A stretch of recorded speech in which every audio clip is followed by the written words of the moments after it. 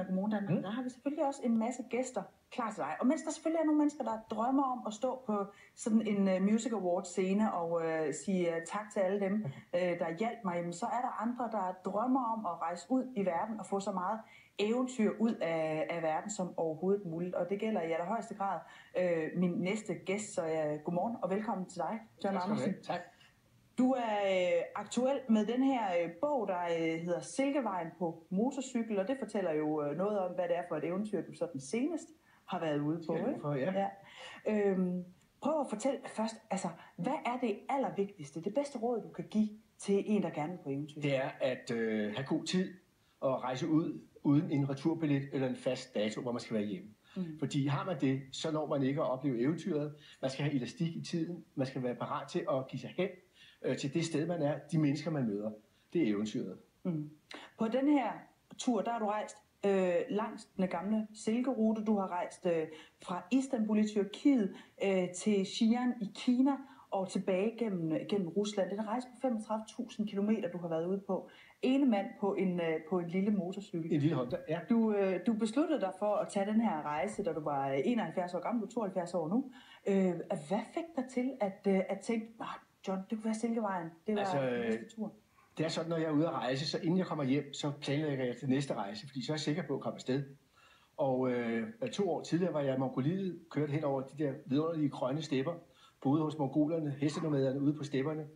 Og så på et tidspunkt kommer jeg til den gamle hovedstad for Genghis Khan, Karakorum, og der er kun nogle få rester tilbage, nogle sten her og der, men meget, meget smukt sted. Og så kigger jeg sådan mod sydvest, og der ser jeg et spor, den nordligste Silkevej, der går ned til Centralasien, og så tænker jeg, det skal jeg. Det er den næste rejse. Jeg skal ned til Centralasien. Jeg skal følge de gamle karavaneruter. Jeg skal følge de gamle hoteller, der ligger på karavaneruterne. De her karavanserajer. Der er ikke så mange tilbage, men der er nogen. Der har været 400, og dem skal jeg besøge. Men jeg skal også besøge de nye. Altså der, hvor lastbilchaufførerne bor. Så der starter drømmen om den her tur, kan man sige. Men John, det her det er jo langt fra dit første, og det er sikkert heller ikke dit sidste eventyr. Du har rejst tynd og jorden rundt, siden du var 16 år gammel. Prøv at fortælle mig, hvad er det, du leder efter derude i den store hvide verden? Altså, ganske kort er det udlægsel. Det er en frygtelig sygdom. Når først man er angrebet, så kommer man aldrig af med den. Og sådan er der mange eventyrende klub, der har det på samme måde som jeg. Altså, vi er en lille gruppe af 110 mennesker, som har det der gen i os, som gør, at vi kan simpelthen ikke... Vi er nysgerrige, vi må ud og se det. Det er videnskabsfolk, det er kunstnere, det er alle mulige mærkelige mennesker, som er sat sammen. Men vi har det samme gen. Vi vil gerne udforske den her verden på alle mulige niveauer. Og det holder man ikke bare op med fra den ene dag til den anden. Ambitionerne ændrer sig naturligvis med alderen, men lysten til at gøre det, det er præcis den samme, som det altid har været. En 35.000 kilometer lang rejse på motorcykel. Altså, jeg ved godt, at det må være svært ligesom at fremhæve nogle enkelte ting. Men hvis du alligevel sådan skal tage lidt highlights frem, ting som du gerne vil unde andre, at de også... Ja, altså først altså Iran er et fantastisk land på alle niveauer.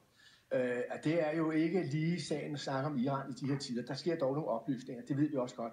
Men Iran er et utroligt land, fordi det er meget, meget stort, det er meget smukt. Der er ørken nede sydpå, der er bjerge, og der er det Kaspiske hav.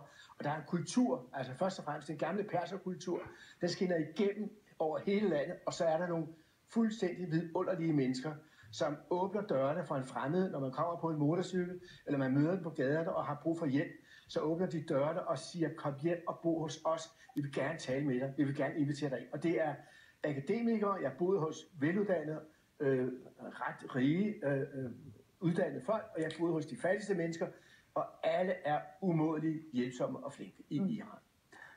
Helt det største oplevelse, det er Iran. Det er Iran. Men du har rejst alene på den her tur.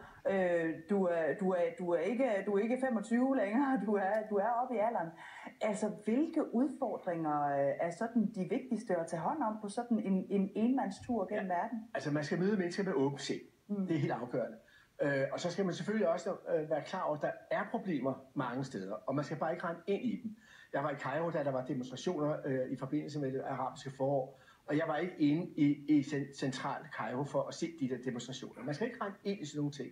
Men der er også problemer selvfølgelig med grænseovergangen for eksempel, hvor at der sidder nogle folk, som ikke har særlig mange penge, de er ikke særlig godt betalt, de har en stor magt, Og det skal man lære at tackle, og det er en af de få fordele ved at blive ældre. Der er sgu ikke så mange. Men altså, lige det med at tackle de der menneskelige problemer, der er med en grænseovergang, det lærer man. Man lærer at give sig hen.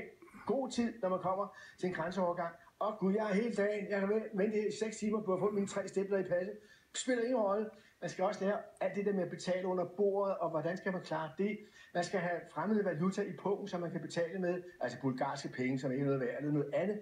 Altså helt det der spil, der er omkring de der folk, det skal man lære igen, og det bliver man bedre til, når man er ældre. Så en ting er, at man selvfølgelig får noget erfaring med, hvordan man ligesom begår sig ude i det her fremmede terræn. Men jeg tænker også, John, at der sker noget med det blik, man har på verden, når man bliver ældre. Altså ser du noget andet, eller ser du verden på en anden måde med al den erfaring sådan akkumuleret i blikket? Jeg vil sige, at mennesker er i princippet ens overalt. Altså, det er de samme følelser, vi har, det er de samme behov, vi har, og der er stort set ikke nogen forskel. Man har nogle forskellige kulturelle baggrunde for at optræde på en bestemt måde osv. Men bare man giver sig en lille smule ro og aflæser, hvordan folk de er, så møder man venlighed overalt på den her jord. Altså det er fra det arktiske nord til Sahara, hvor jeg også har været. Altså mennesker er i princippet ens. Ikke? Og den attitude er vigtig at have. Jeg er åben. Jeg vil gerne i kontakt med jer. Hvad er I for nogle mennesker? Hvad er det for en kultur, I har? Så accepterer jeg den kultur, I har. Jeg følger de regler, I har. Så er der ingen problemer nogen steder. Nu har du så taget den her, altså det er jo en mytisk rute, den her silkerute, du har været ude på, ikke? Men jeg kan forestille mig, at du allerede går og tænker på den næste tur. Kort her til sidst, John, hvor skal du være næste gang? Det var det, jeg fortalte dig.